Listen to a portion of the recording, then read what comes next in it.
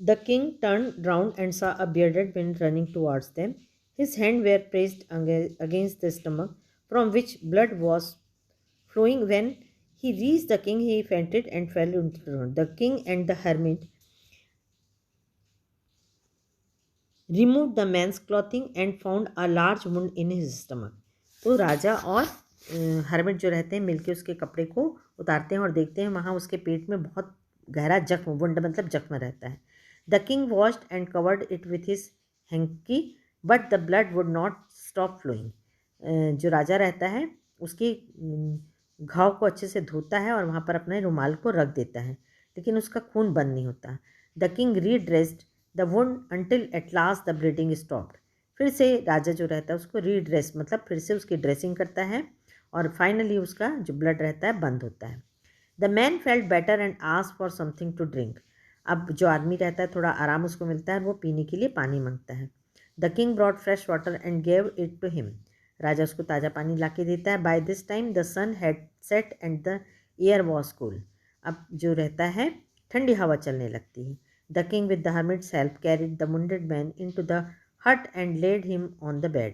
अब राजा उसको हर्मिट की मदद से अंदर ले जाता है और बिस्तर पे लेटा देता है. The man closed his eyes and ले क्वाइट. थोड़ी देर में ही वो सो जाता है. The king tired by his walk and the work he had done lay down on the floor and slept through the night. अब राजा भी दिन भर की थकान और काम से थक कर सो जाता है, ज़मीन पे ही सो जाता है. When he awoke, जब वो जागता है, it was several minutes before he could remember. तो उसको पूरी बातें याद आ जाती हैं. Where he was or who the strange bearded man lying on the bed was. कि कैसे वो आदमी आया और वो बिस्तर पे है. Forgive me, said the bearded man in a weak voice when he saw that the king was awake. जैसे वो देखता है कि राजा जग गया तो उसको कहता है कि मुझे क्षमा कर दो. I don't know you and have nothing to forgive you for, said the king. राजा कहता है मुझे नहीं मालूम कि तुम मुझसे क्षमा क्यों मांग रहे हो. You do not know me, but I know you. बोलता है वो आदमी कि तुम मुझे नहीं जानते, मैं तुम्हें जानता हूँ. I am that enemy of yours who swore revenge on you. मैं ही वो आदमी हूँ जो तुम्हारे शत्रु हूँ, तुमसे बदला लेना चाहता हूँ. Because you put my brother to death and seized my property. क्योंकि तुमने मेरे भाई को मारा और उसकी प्रॉपर्टी को ले लिया था. Sorry. I knew you had gone alone to see that hermit. और मुझे मालूम है मैं जानता था कि तुम हर्मिट के पास अकेले आए हो. And I made up my mind to kill you on your way home. और मैं चाहता था तुम्हें रास्ते में मार दूँ. But the day passed and you did not return. लेकिन दिन बीत गया और तुम वापस नहीं आए. So I left my hiding place. तो मैं छुपने चला गया. And I came upon your bodyguard who recognize me and wounded me. लेकिन तुम्हारा बॉडीगार्ड पहचान गया और मुझे घायल कर दिया. I escaped from him but I should have died if you had not dressed my wounds. मैं छुपते हुए यहाँ आ गया, लेकिन तुम यदि मेरे घाव को ड्रेसिंग नहीं करते तो मैं मर जाता. I was wish to kill you. मैं तुम्हें मारना चाहता था. And you have saved my life. लेकिन तुमने मेरा जीवन बचाया है. नाउ इफ़ आई लाइव, यदि मैं जीवित हूँ, I will serve you as you most faithful servant and will order my son to do the same forgive me. और यदि मैं जिंदा बचा हूँ तो मैं ज़िंदगी भर आपकी सेवा करना चाहता हूँ, आज्ञाकारी सेवक की तरह. फेथफुल मतलब तुम्हारा भरोसेमंद नौकर रहूँगा. और ऐसा मैं अपनी लड़की को भी करने के लिए बोलूँगा. The king was very happy to have made peace with his enemy to so easily and to have won him over as a friend. तो राजा बड़ा खुश होता है कि जो उससे शत्रु था उसका उससे बड़े आसानी से उसकी दोस्ती हो गई और वो उससे जीत भी गया है. He not only forgave him but said he would send his servant and his own doctor to look after him and he promised to give back the man his property. तो राजा बोलता है कि मैं तुम्हें अपने डॉक्टर से दिखवाऊंगा, नौकर को भेजता हूँ और मैं तुम्हारे भाई की सारी प्रॉपर्टी को भी वापस कर दूंगा.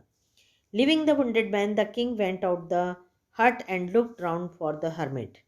Before going away, he wished once more to get answers to his question. अब वो जाने के पहले घायल आदमी को छोड़कर राजा किसके पास जाता है? हर्मिट के पास, तीनों क्वेश्चन का आंसर के लिए. The hermit was on his knees sowing seeds in the beds and that had been dug the day before. और एक दिन पहले जो क्यारियाँ खोदी गई थी उस पर वो बीज बोते रहता है, नीज सोइंग मतलब घुटनों के बल बैठ के। The king went up to the hermit and said, for the last time I beg you to answer my question wise man. बोलता है अब मैं आखिरी बार बोल रहा हूँ बुद्धिमान आदमी कि आप मेरे प्रश्नों का उत्तर दे दीजिए। You have already been answered said the hermit, still bending down to the ground and looking up at the king as he stood before him.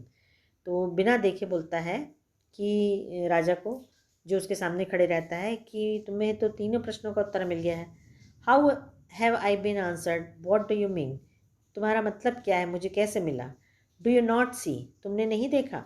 Replied the hermit, उसने उत्तर दिया, if you had not pitied my weakness yesterday, यदि तुम पिटिएटेड मतलब दया नहीं करते कल मेरी कमजोरी पे, and had not dug this beds for me, और ये क्यारियाँ मेरे लिए नहीं खोदते, you would have gone away, तो तुम चले जाते।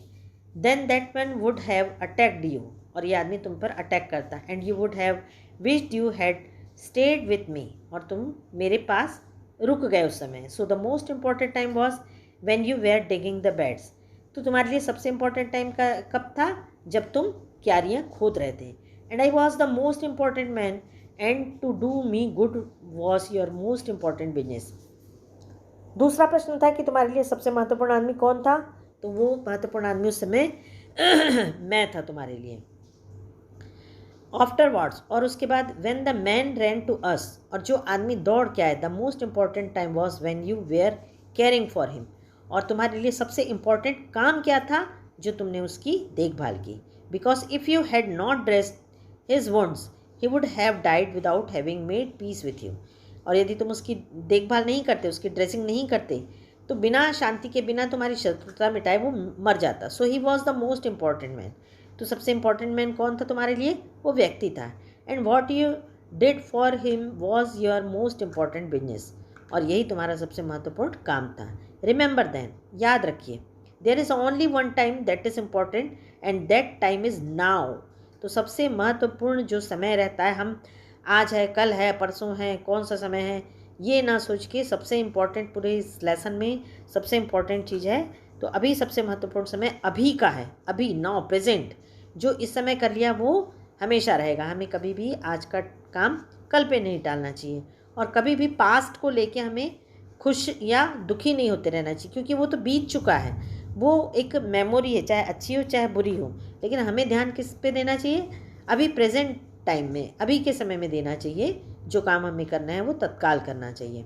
It is the most important time because it is the only time we have any power to act, तो इस समय हमें करने का शक्ति रहती है। The most necessary person is the person you are with at a particular moment, और सबसे महत्वपूर्ण व्यक्ति आप खुद हो, और टाइम भी कौन सा है, वो आपका खुद का है। For no one knows what will happen in the future, कोई नहीं जानता कि फ्यूचर में क्या होने वाला है।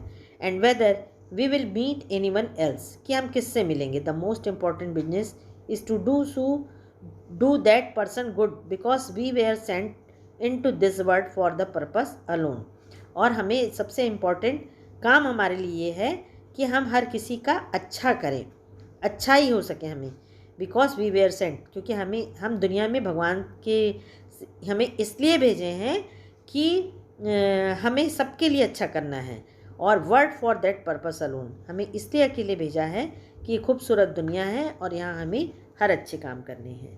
Thank you, have a nice day.